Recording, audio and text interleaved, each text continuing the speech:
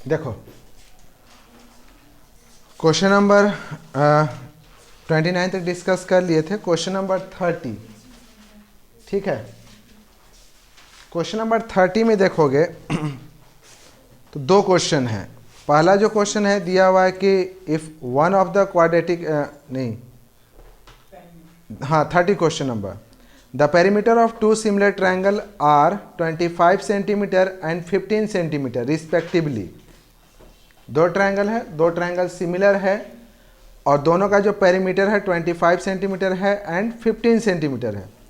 If the side of the first triangle is 9 centimetre, find the side of second triangle. हमेशा याद रखना कि अगर दो ट्रायंगल सिमिलर हो तो साइड का रेशियो सेम होगा as the ratio of the perimeter. जो पेरीमीटर का रेशियो होगा वही साइड का भी रेशियो होगा। तो मतलब कि क्वेश्चन नंबर 30 में आपको सिंपल सा लिख देना है perimeter of first triangle by में perimeter of second triangle equals to side of first triangle by में साइड ऑफ सेकेंड ट्रायंगल। हमेशा याद रखना कि दो सिमिलर ट्रायंगल हो तो दो सिमिलर ट्रायंगल का जो पेरीमीटर का रेशियो होगा वही रेशियो साइड का होगा, वही रेशियो मीडियन का होगा, वही रेशियो एल्टीट्यूड का होगा।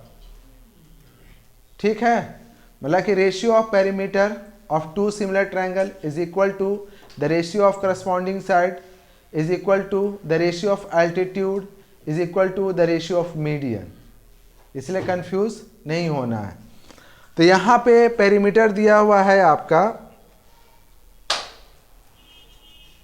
25 एंड 15, 25 सेंटीमीटर और 15 इक्वल टू, फिर दिया हुआ कि the side of first triangle, ये दिया हुआ 9 सेंटीमीटर। साइड ऑफ सेकंड को हम लोग x मान लेते हैं,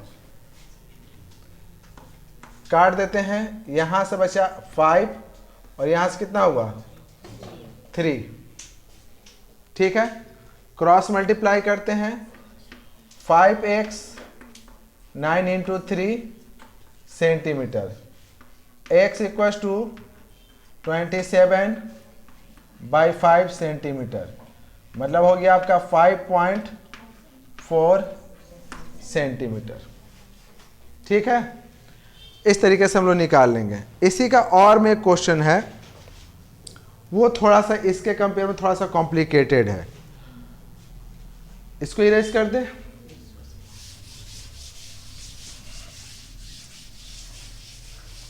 देखो और वाला जो क्वेश्चन है उसमें दिया हुआ है कि in an equilateral triangle ABC, D is the point on the side BC। मतलब कि एक इक्विलैटरल ट्रायंगल हम ले लेते हैं,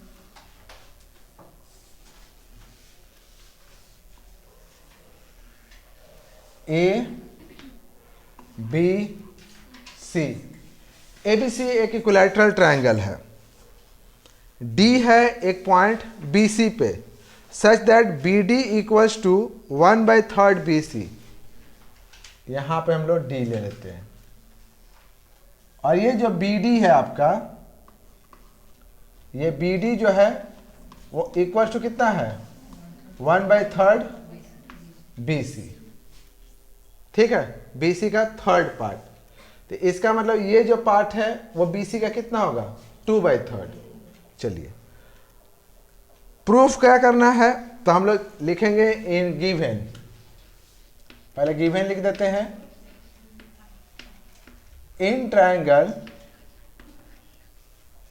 ABC या इन इक्विलैटरल ट्रायंगल ABC। तो आपको पता है कि इक्विलैटरल ट्रायंगल है, तो इक्विलैटरल ट्रायंगल ABC में क्या दिया हुआ, BD equals to 1/3 BC। BD equals to कितना दिया हुआ 1/3 BC। To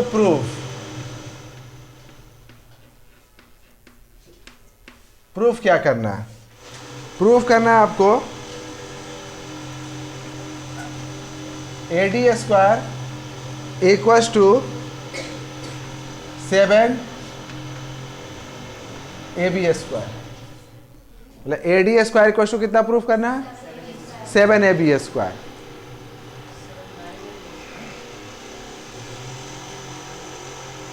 nine AD square. Clear? अब हम यहां पर कंस्ट्रक्शन करते हैं।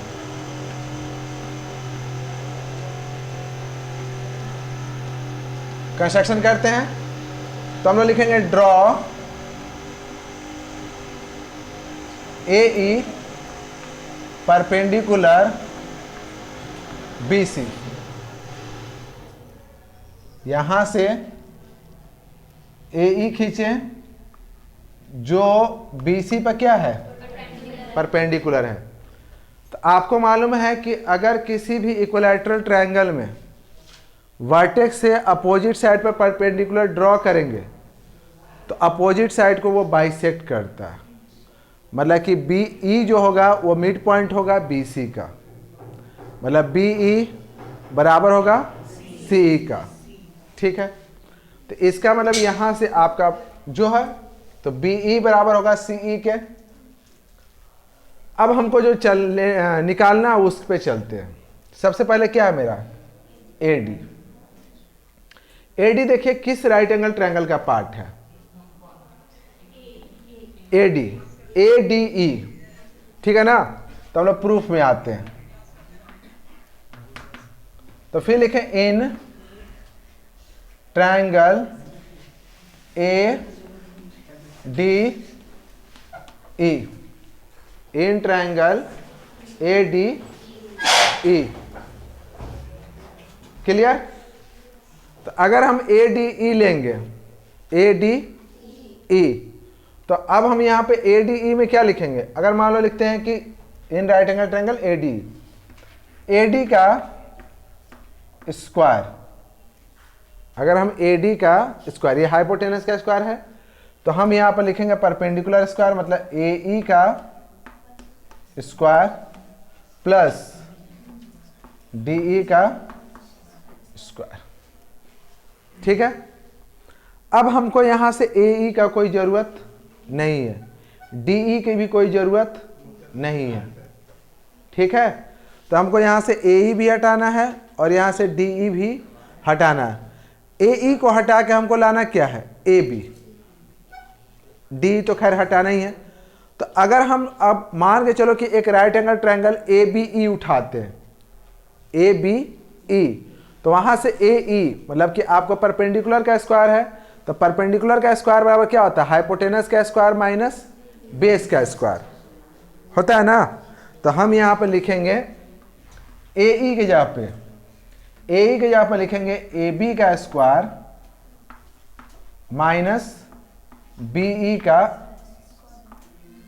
स्क्वायर, और प्लस यहां पर जो DE है वो DE तो लिखेंगे। ठीक है, अब यहां पे AB तो रहने दो। BE कितना है? तो BC का जस्ट हाफ है। DE, अगर हमको DE निकालना है तो हम लोग DE के यहाँ पर देखो, यहाँ पर हम लोग लिख सकते हैं DE इक्वल्स टू क्या लिख सकते हैं? BE minus BD। DE अगर निकालना है तो BE में से BD को अगर माइनस करें तो DE नहीं आएगा। अब यहां पे आएगा आपका BE, तो BE का मतलब हो गया कि BC बाई 2, BC का हाफ, और BD कितना आएगा? BD तो ये आएगा BC बाई 3। ठीक है, इसका मतलब यहां पर आप एलसीएम ले लोगे तो ये आएगा 6, 3BC माइनस 2BC, तो यहां से आ गया BC बाई 6। तो अब हम यहां पे सारा वैल्यू को पुट कर देते हैं। तो यहां पे लिखेंगे AB का स्क्वायर माइनस BE, BE है तो BE के यहाँ पर क्या लिखेंगे, BC बाई 2 का स्क्वायर प्लस DE के यहाँ पर क्या लिखेंगे, BC बाई 6 का स्क्वायर। फिर हम जानते हैं कि ये एक इक्विलैटरल ट्रायंगल है और इक्विलैटरल ट्रायंगल में BC और AB AC सब बराबर होगा, तो हम BC के यहाँ पर AB भी लिख सकते हैं ना। तो हम यहाँ पर लिखेंगे, अच्छा तो यहाँ पर लिखेंगे AB का स्क्वायर माइनस यहाँ पर लिख देते हैं AB बाई 2 का स्क्वायर बाई यहाँ पर लिख देते हैं AB बाई 6 का स्क्वायर। ठीक है, समझ में आया? मतलब यहां से हो गया आपका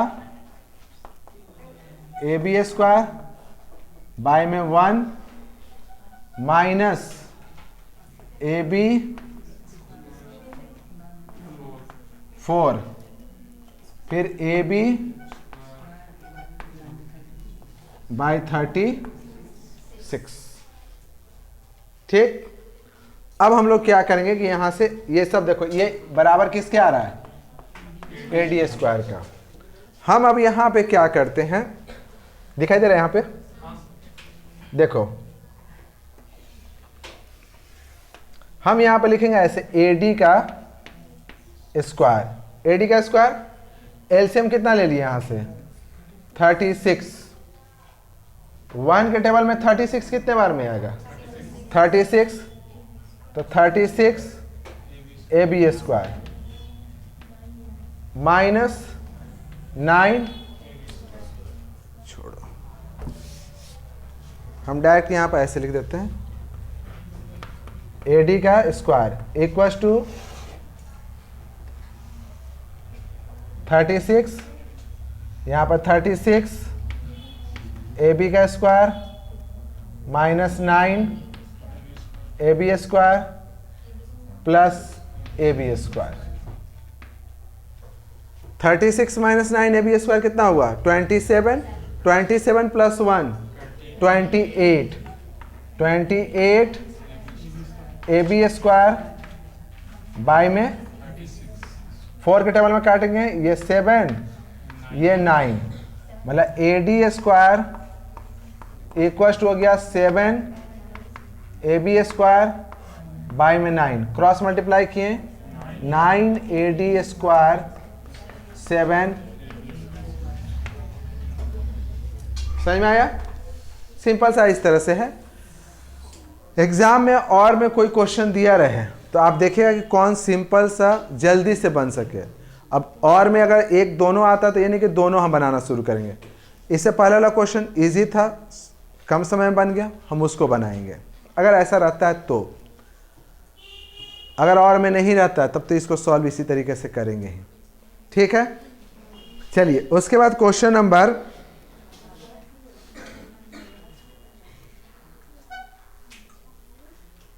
दिया हुआ 31, इसे मीडियन दिया हुआ है और आपको मिसिंग फ्रीक्वेंसी निकालना है। इरेज कर दें।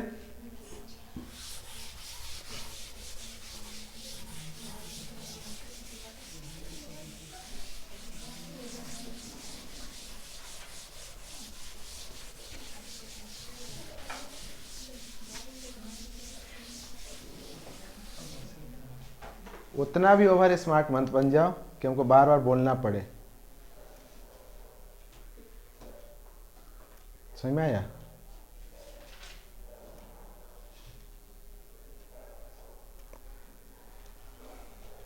सामने बैठ करके बदतमीजी कर रही है। 31 देखो,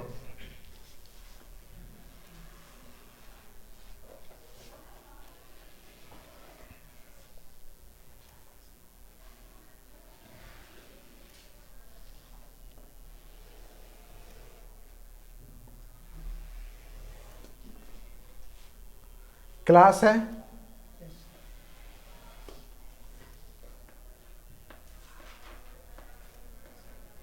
फ्रीक्वेंसी,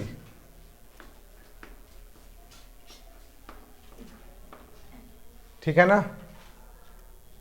उसके बाद यहाँ पर लिखेंगे हम लोग कॉम्युलेटिव फ्रीक्वेंसी। चूंकि मीडियन है तो कॉम्युलेटिव फ्रीक्वेंसी की तो जरूरत पड़ेगा ही।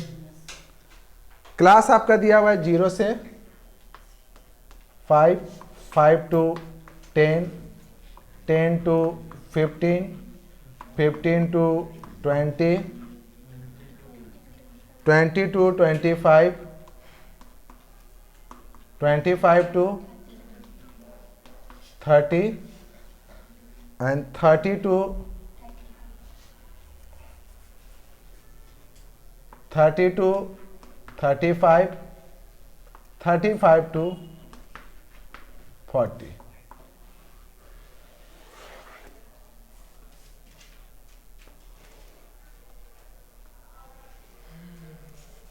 ठीक है। अब यहां पे दिया हुआ इसका फ्रीक्वेंसी 12 A, फिर 12, 15 B,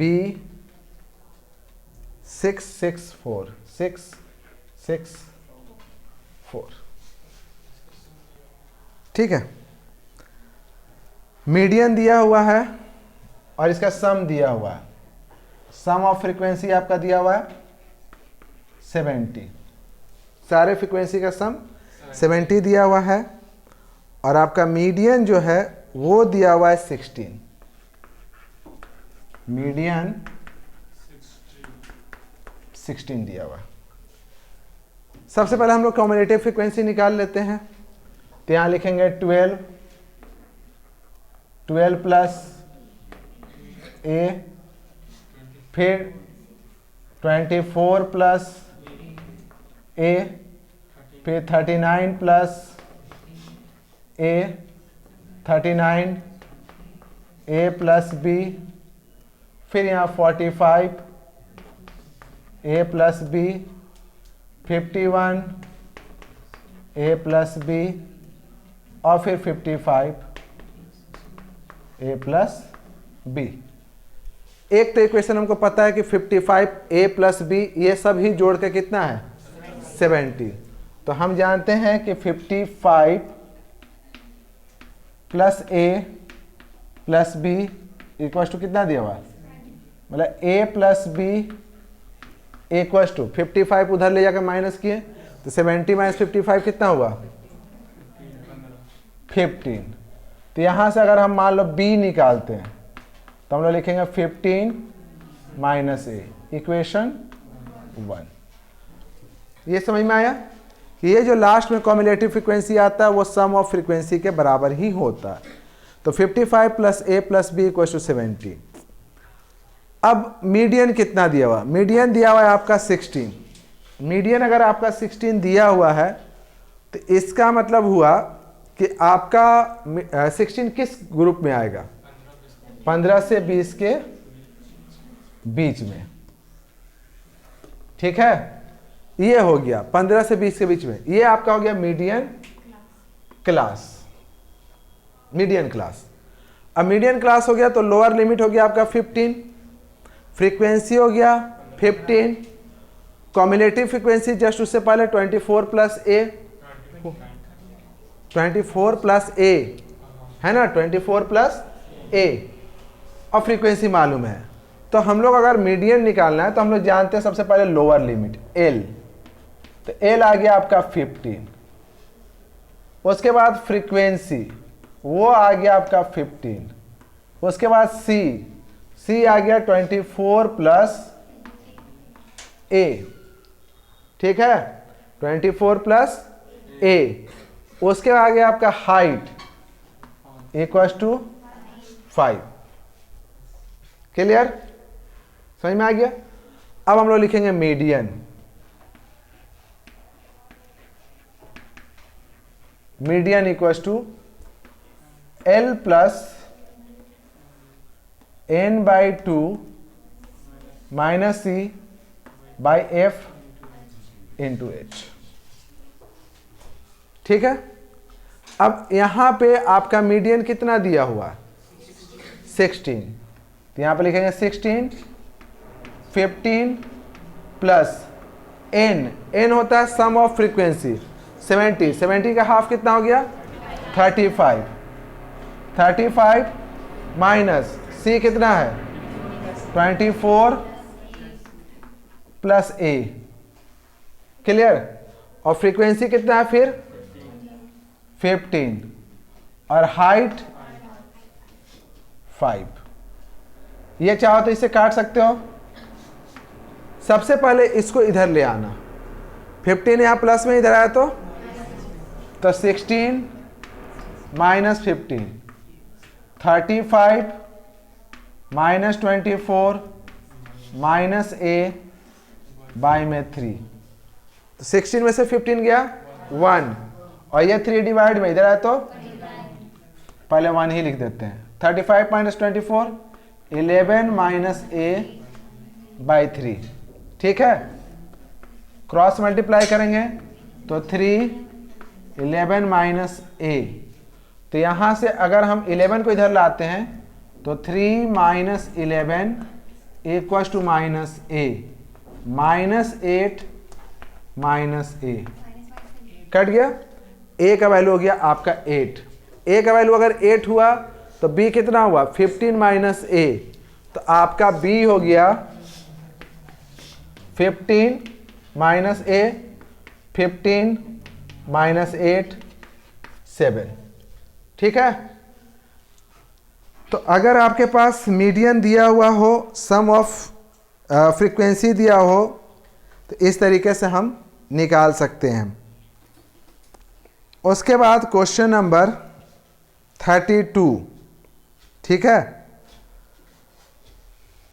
दिया हुआ है कि if the angle of elevation of the top of the candle from the two coin distance A and B from the base and in the same straight line from it are 30 degree and 60 degree then find the height of the candle A और B के respect में ही निकलेगा ठीक है ना देखो इसको erase कर देते हैं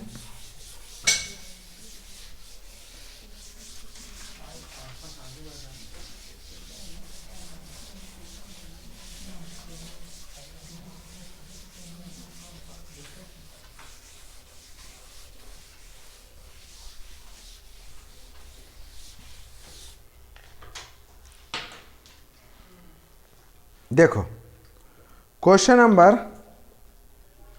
32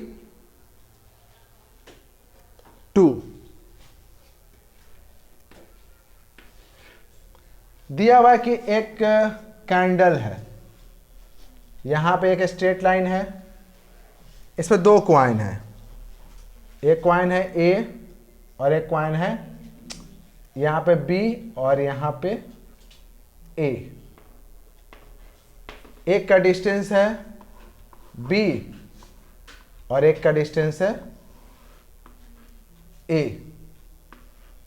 ठीक है दिया हुआ भी कि a is greater than b angle of elevation जो a का है वह है तुम्हारा 30 डिग्री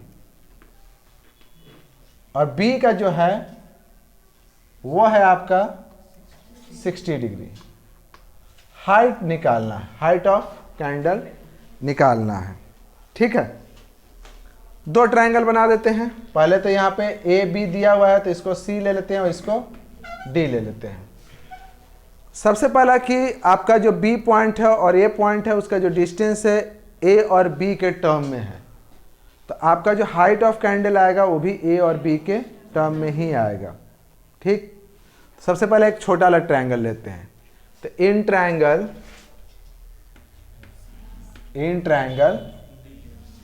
BCD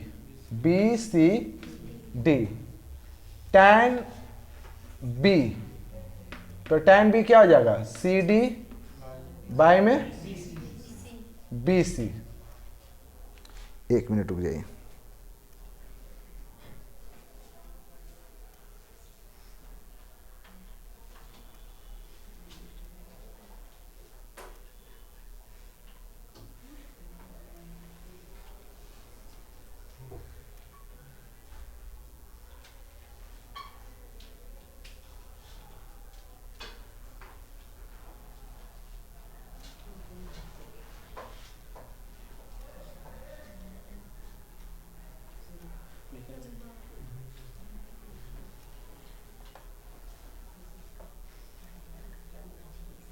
देखो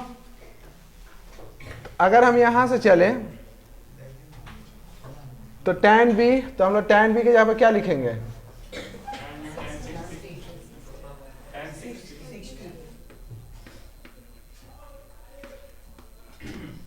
tan 60, तो यहाँ पे h मतलब √3 h बाई, तो b बराबर h बराबर कितना हो जाएगा? √3 b, सीधा सीधी ये आ जाएगा।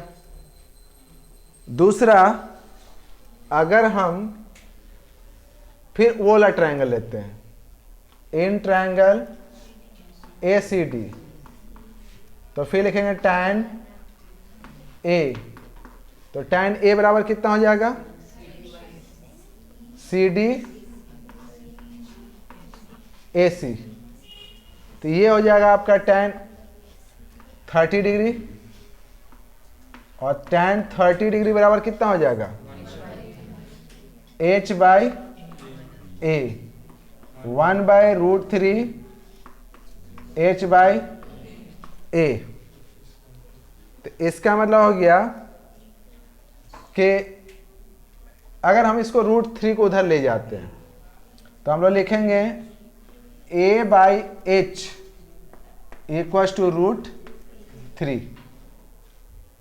ठीक है। अब अगर हम वैल्यू यहां पर पुट कर देते हैं इसमें, ठीक ना, तो आपका आ जाएगा h इक्वल्स टू √3 का वैल्यू कितना है?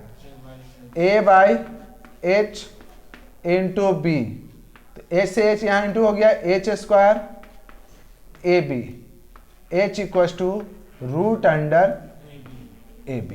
ये आपका हाइट ऑफ कैंडल आएगा। मतलब कि सिंपल सा देखोगे तो ऐसा कुछ नहीं, यहाँ पर b के टर्म में लिखना चाहते हैं तो हाइट ऑफ कैंडल √3b है, a के टर्म में लिखते हैं तो height of candle a by √3 आता। लेकिन अगर हमको a और b दोनों के टर्म में लिखना है, अगर दोनों के टर्म में, तो हाइट इक्वल्स टू आ जाएगा √√AB। ऐसे भी सिंपल सा याद रखना कि अगर दो पॉइंट हो सेम स्ट्रेट लाइन में, दोनों कॉम्प्लीमेंट्री हो और दोनों का डिस्टेंस दिया हुआ हो, मान ले कि एक सर्टेन टावर है, एक सर्टेन टावर से दो पॉइंट है, दोनों जो है आपस में कॉम्प्लीमेंट्री एंगल बना रहा है। एक मान लिए कि 9 सेंटीमीटर दूर है, 9 मीटर दूर है, और एक जो है वो मान लिए कि 16 मीटर दूर है, तो हाइट ऑफ टावर क्या होगा? तो सीधा सीधी याद रखना कि जो हाइट ऑफ टावर होगा वो इक्वल होगा root of product of given distance. जो दोनों पॉइंट का डिस्टेंस है ना, उसको रूट में करके प्रोडक्ट कर देंगे। जैसे 9 और 16 है तो 9 इंटू 16 144, मतलब कि हाइट ऑफ टावर 12 मीटर होगा। ऐसा क्वेश्चन तुम बनाए होगे। ठीक है। क्वेश्चन नंबर 33 आसान सा है। इसमें आपका मोड दिया हुआ है 67, तो मोड क्लास आपको कौन सा लेना है? 67 किसके बीच में आएगा? 60 से 70 के बीच में। वो आप खुद बनाइएगा और बनाकर हमको दिखाइएगा। क्वेश्चन नंबर 34, ठीक है ना।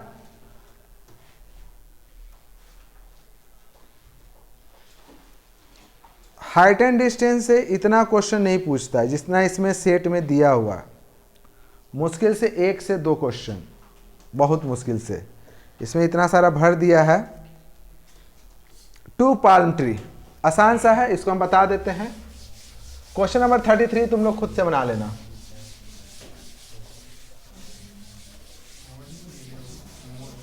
मोड वाला है, उसमें मिसिंग फ्रीक्वेंसी निकालना है। ऐसा क्वेश्चन बताए भी होंगे, नहीं बनेगा तो फिर हम बाद में बताएंगे। देखो क्वेश्चन नंबर 34 दिया हुआ है कि 2 palm tree are equal height and are standing opposite each other on the either side of the river.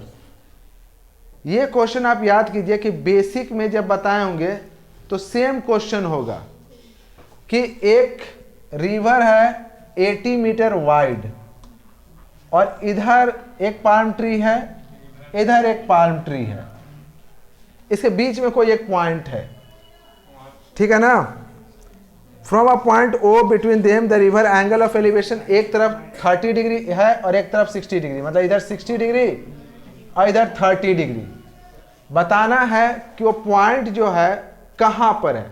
तो आपको याद होगा, आंसर भी याद है कि 20 और 60, ये 20 आएगा और वो 60 आएगा। वो बेसिक वाला हम बताए होंगे, तुम ले करके बना सकते हो। बनाना होगा, इसको x ले लेना, इसको x ले लेना, इसको y ले लेना, इसको 80 माइनस वाई, इसको 30 डिग्री। दो ट्रायंगल लोगे, सॉल्व करोगे। नहीं तो बेसिक वाला में देख लेना, उसे बताए हैं। क्वेश्चन नंबर उसी का और देखते हैं, 34 का और। The angle of diffraction of the top and bottom of a building 50 metre high as observed from the top of a tower 30 degree and 60 degree respectively। ठीक है, एक टावर है, एक टावर से एक बिल्डिंग को देखें। टावर के अगर हम टॉप पे खड़े हो गए तो बिल्डिंग उसके कंपेयर में छोटा होता है।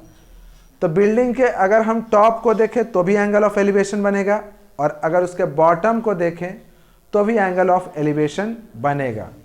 तो दिया हुआ है कि बिल्डिंग का जो टॉप है और बॉटम है, एक टावर से देखने पर बिल्डिंग का हाइट दिया हुआ है 50 मीटर। तो एक 50 मीटर का बिल्डिंग है, उसको एक टावर पर से देखा जाता है, तो उसका टॉप और उसके बॉटम का जो एंगल ऑफ एलिवेशन है वो दिया हुआ है आपका 30 डिग्री और 60 degree respectively. Find the height of the tower and also horizontal distance between the building and the tower. चलिए इसको देखिए, ऐसे करते हैं। मान लिया कि मेरा ये बिल्डिंग है, ये हॉरिजेंटल डिस्टेंस है, ये आपका टावर है, ये हाइट ऑफ बिल्डिंग कितना है 50 मीटर। अब यहां पे, यहां से सबसे पहले टॉप ऑफ द टावर को देखा, angle of elevation, angle of deviation 30 degree.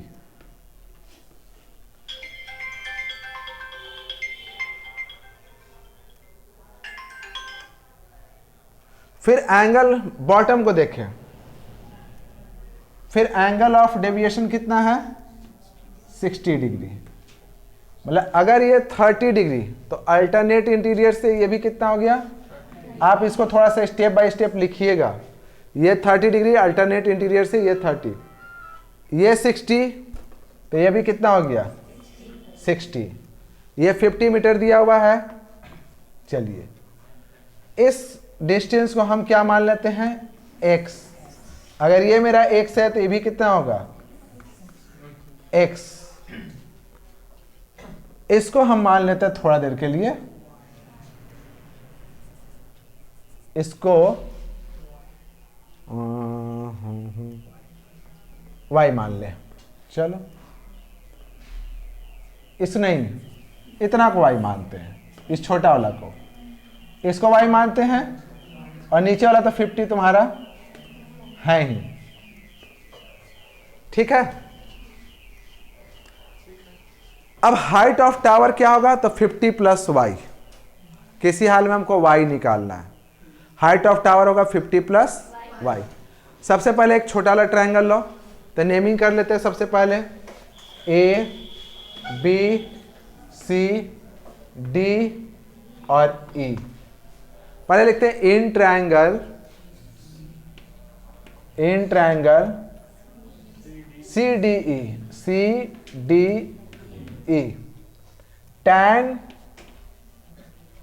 E, tan E कितना होगा, तो होगा CD बाय में DE। ठीक है ना, CD बाय DE। अब यहां पर लिखेंगे tan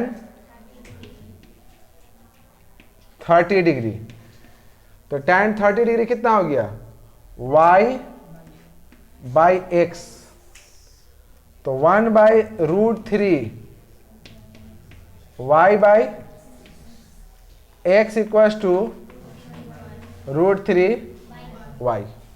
क्लियर, क्लियर। उसका लिखते हैं इन ट्रायंगल ABC, इसको इक्वेशन 1 मान लो, कोई दिक्कत नहीं है। In triangle ABC tan A बराबर क्या होगा, BC बाई AB। तो tan A कितना है मेरा, BC कितना है, y प्लस, और ये हो गया आपका x। ठीक, tan 60 √3 y प्लस, तो यहां पर हो गया √3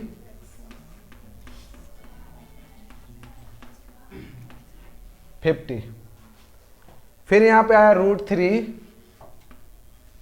x, √3 x का वैल्यू यहां से पुट कर दिए, y 50, 3y minus y 50, 2y 50। Metre है ये मीटर है। तो y बराबर कितना हो गया, 50/2 25 मीटर। ठीक है, y का वैल्यू आ गया, x कितना है, तो x हो गया आपका √3y 1.732 इंटू 25, ये हो गया 0 5 75 0 88 25 7 जा 175 और 8 83। ठीक है ना, 18 25 और 18 43.30 मीटर।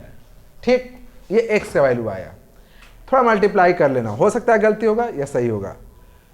अब हम यहां से लिखेंगे x क्या था, horizontal distance between the building and the tower. तो टावर और बिल्डिंग का बीच का डिस्टेंस कितना है, 43.30 मीटर। ठीक है, और height of tower, height of tower, तो हाइट ऑफ टावर कितना हुआ, 50 प्लस y, तो 50 और y का वैल्यू कितना है, मीटर, 75 मीटर। तो बिल्डिंग और टावर के बीच का जो हॉरिजेंटल डिस्टेंस है वो 43.30 मीटर है, और हाइट ऑफ टावर कितना है, 75 मीटर। क्लियर, समझ में आ गया। चलिए उसके बाद क्वेश्चन नंबर है 35 और 36। चलिए 35 बताते हैं, पहले इसको इरेज कर दे।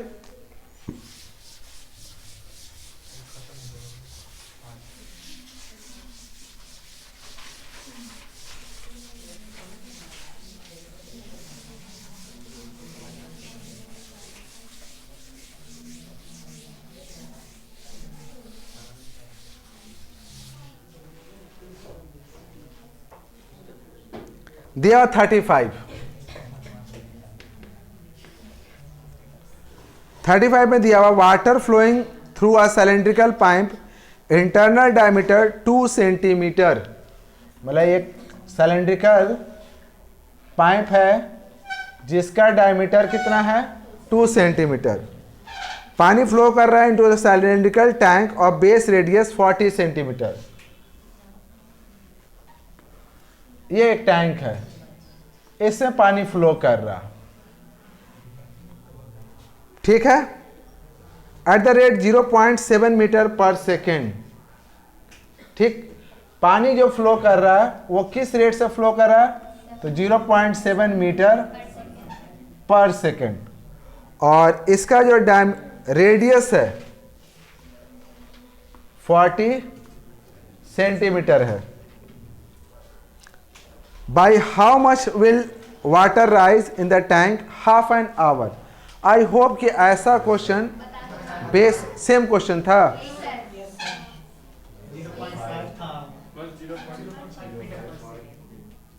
समझ में गए? अगर इसको बनाना भी है तो चलिए कोई बात नहीं है, अब बना दिए तो बना ही देते हैं। सबसे पहले ना हम लोग क्या निकाल लेते हैं कि हाफ एन आवर में कितना पानी फ्लो किया। तो हाफ एन आवर में पानी, देखो सबसे पहले हम लोग volume of water flow through the pipe in half an hour. तो ये सिलेंड्रिकल पाइप है, तो सिलेंड्रिकल का वॉल्यूम क्या होता है? पाई आर स्क्वायर एच। तो हाइट ऑफ पाइप चाहिए, तो हाइट निकालने के लिए आप याद रखिएगा कि हाइट इक्वल टू होगा डिस्टेंस। हाइट के बराबर क्या लिखोगे? डिस्टेंस। ठीक, डिस्टेंस का फॉर्मूला होता है स्पीड इनटू टाइम। स्पीड कितना है? 0.7 मीटर पर सेकेंड, और टाइम कितना दिया हुआ? Half an hour. Half an hour का मतलब 30 मिनट। 30 मिनट वाला सेकेंड में कितना हुआ? 1800 सेकेंड। पॉइंट हटा दिए तो नीचे कितना लग गया? सेकेंड से सेकेंड कैंसिल। 7 इंटू 180 मीटर, ये हाइट आया, हाइट ऑफ पाइप। इतना हाइट का पानी उस टैंक के अंदर गिरा। अब यहां पे लिखेंगे volume of water collected in tank equals to volume of water flow through pipe. Flow through pipe, दोनों सिलेंड्रिकल शेप है। यहां लिख देते pi capital R square H. ये हाइट निकालना कि कितना हाइट तक पानी भरेगा।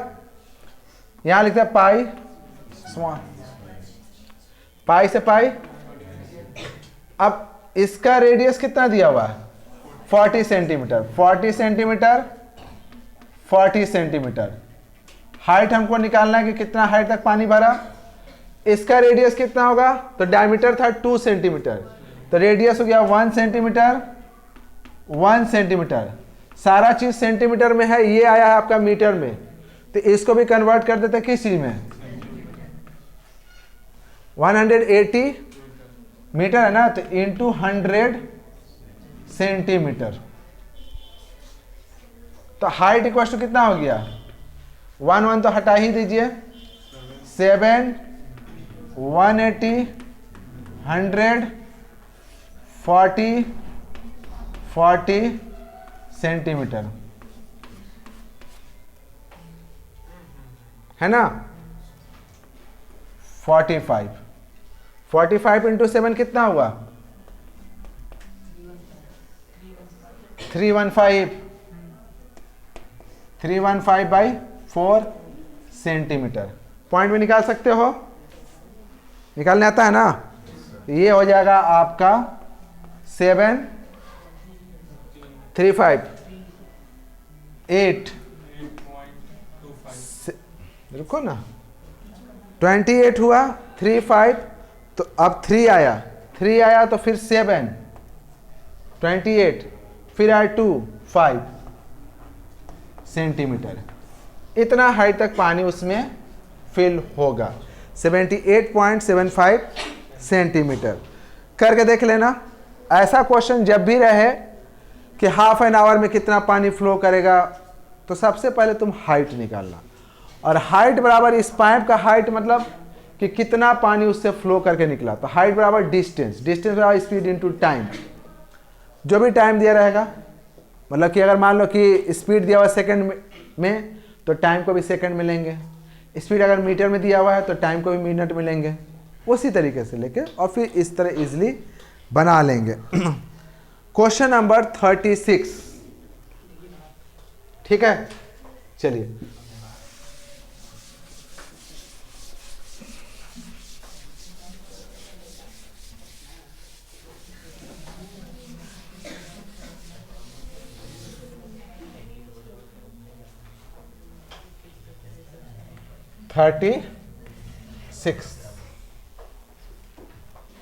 दिया हुआ a motor bike A motorboat cover a distance 16 kilometer upstream, 24 kilometer downstream in 6 hour। एक मोटर बाइक अप स्ट्रीम और डाउन स्ट्रीम। अप स्ट्रीम मतलब हुआ कि अगर धारा ऐसे जा रहा है तो उसके अपोजिट में कोई जाता है तो अप स्ट्रीम, और जिधर स्ट्रीम जा रहा है उसी डायरेक्शन में कोई जाता है तो डाउन स्ट्रीम।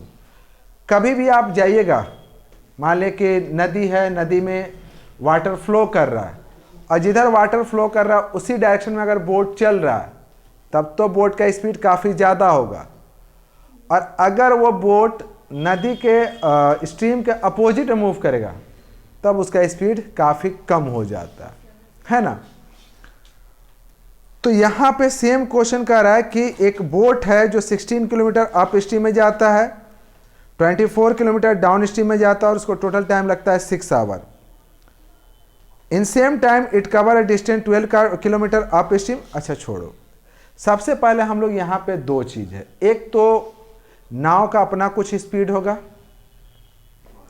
और स्ट्रीम का अपना कुछ स्पीड होगा। तो हम मान लिए कि पहले ऐसा अप स्ट्रीम डाउन स्ट्रीम से रिलेटेड क्वेश्चन रहेगा तो इसे लिखना, speed of boat x kilometre per our. ठीक है, x किलोमीटर पर आवर। फिर लिखेंगे स्पीड ऑफ स्ट्रीम, जो धारा है पानी का, y किलोमीटर पर आवर। अब अगर मान लिया डाउन स्ट्रीम में जा रहा है तो 1 घंटा में अगर नाव खुद से x किलोमीटर जाएगा, मान लिया खुद से x किलोमीटर, तो पानी भी तो उसको y किलोमीटर ले जाएगा, तो कुल मिलाकर कितना डिस्टेंस चला गया, x प्लस y। तो हम यहां पे लिखेंगे speed of boat, speed of boat in downstream x plus y. Kilometre per hour आपका छुपा हुआ यहां पे। और अगर मान लिया कि अप स्ट्रीम में जाता है तो मान लिया कि किसी नाव का स्पीड है 8 किलोमीटर पर आवर और पानी जो है 2 किलोमीटर पर आवर से जा रहा है, तो अगर कोई नाव 8 किलोमीटर गया तो पानी उसको धकेल कर कितना पीछे लाएगा, तो रियल में जाएगा कितना, 6 किलो। तो speed of boat in up stream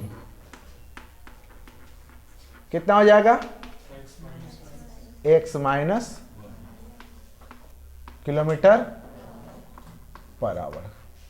ठीक है, अब वो दिया हुआ है कि डिस्टेंस सबसे पहले दिया हुआ है 16 किलोमीटर जाता अप स्ट्रीम में, तो 16 किलोमीटर, अब यहां पे लिखें अकॉर्डिंग टू 16 किलोमीटर जाता है अप स्ट्रीम में, तो टाइम बराबर क्या होता है, डिस्टेंस बाय स्पीड। तो अप स्ट्रीम का स्पीड कितना है, x माइनस वाई।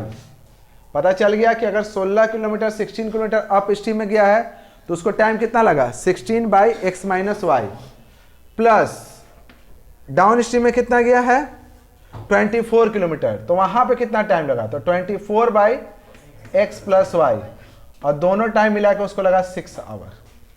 दिया हुआ ना कि दोनों टाइम 16 किलोमीटर अप स्ट्रीम में गया, 24 किलोमीटर डाउन स्ट्रीम में गया, और टोटल टाइम उसको कितना लगा 6। तो 16 by x minus y plus 24 by x plus y equal to 6। उसी तरीके से दिया हुआ है कि 12 किलोमीटर अप स्ट्रीम में गया, 12 किलोमीटर अप स्ट्रीम में गया एंड 36 किलोमीटर डाउन स्ट्रीम में गया, तो भी सेम ही टाइम लगता है, तो भी उसको सेम टाइम मतलब 6 आवर। बताना कि आखिर बोट का स्पीड क्या है और स्ट्रीम का स्पीड क्या है। ठीक, अब यहां पे हम क्या करते हैं कि ऐसे ले लेते हैं कि let 1 by x minus y, इसको a मान लेते हैं। 1 बाई एक्स माइनस वाई को क्या मान लिए, a, और 1 बाई एक्स प्लस वाई को मान लिए b। ठीक है, 1 बाई एक्स माइनस वाई को मान लिए a और 1 बाई एक्स प्लस वाई को मान लिए b। अब हम लोग इक्वेशन बनाते हैं। तो आपका इक्वेशन जो हुआ कुछ ऐसे हुआ, 16 1/x + y को क्या माने हैं a, तो 16a plus 24b equals to 6। फिर यहां पर 12a प्लस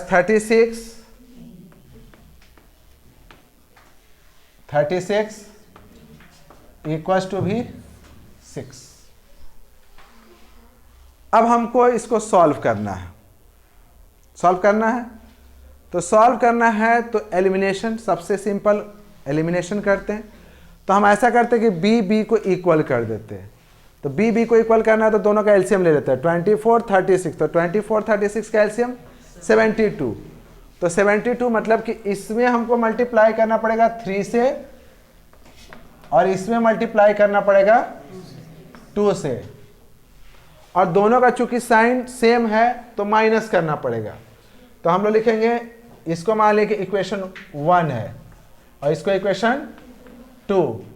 तो 3 × 1 माइनस 2 × इक्वेशन 2। तो अब यहाँ पे 3 से मल्टीप्लाई किए तो 48a 72b इक्वल्स टू 18। फिर यहाँ पे आ गया 24a 72b equals to 12। Minus करना है, माइनस माइनस कैंसिल हो गया, 48 माइनस 20 और कितना हुआ 24a, यहाँ पर हो गया 6, a बराबर 6/1/4 हो गया ना। अब किसी एक इक्वेशन में वैल्यू पुट कर देते हैं a का, तो हम इसी में लिखते हैं, मतलब कि 16, फिर लिखेंगे 16a 24b equals to 6। a का वैल्यू कितना आया 1/4, तो 16 1/4 24 6, 4 से काटो 4 टाइम में, उसको उधर भेज दो। तो 24b 6 - 4, तो b बराबर कितना हो गया, ये तो 6 - 4 2 हुआ, और 2/24 1/12। ठीक है, चलिए अब यहां देखिए, a हम किसको माने थे, माने किसको हैं 1/x - y को a माने हैं। तो यहां पे लिखेंगे since 1/x - y equals to a equals to 1/4। इसको उल्टा करेंगे तो ये भी उल्टा हो जाएगा, इसका मतलब हो गया x - y बराबर आपका आ गया, ये इक्वेशन हो गया आपका थर्ड। इसको उल्टा किए, इसको भी उल्टा करेंगे उसी तरह से। नहीं ए हम किसको माने थे, गलत हम लिखे हैं, यहां पे प्लस होगा, नहीं चलो ठीक है कोई बात नहीं, चलो ठीक है। और उसी तरह से 1/x + y एक वर्ष क्या माने, और b बराबर कितना आया है 1/12। उल्टा करेंगे, ये हो गया आपका 4। अब आप सिंपल से यहां पे लिख दीजिए third plus fourth, equation third और फोर्थ को ऐड कर दीजिए। x + y आपका कितना है 4, x - y आपका कितना है 12, sorry x - y 4, x + y 12, दोनों को ऐड किए, ये कैंसिल, 2x बराबर 16, x बराबर 8। उसके बाद आपका देख रहे हैं कि x प्लस वाई आपका कितना है 12, तो 8 प्लस वाई कितना हो गया 12, तो y बराबर कितना हो गया 12 माइनस 4। मतलब कि आपका इस x क्या था बोट का speed of boat in still water 8 kilometre per our, speed of steam 4 kilometre. इसको थोड़ा सा और अच्छे से लिख लोगे, क्लियर है। तो इस तरीके से अप स्ट्रीम और डाउन स्ट्रीम वाला क्वेश्चन को हम लोग सॉल्व कर सकते हैं। समझ में आया। इस क्वेश्चन को मतलब जो भी सैंपल है उसको एक बार फिर से खुद से पूरा सॉल्व करना, और इसको सॉल्व करने के बाद बाकी बहुत सारा क्वेश्चन सैंपल पेपर मिलेगा, इससे रिलेटेड ही बहुत सारा क्वेश्चन होगा, फिर उसको सॉल्व करके लाना, फिर जो डाउट होगा फिर पूछ लेना, ठीक है।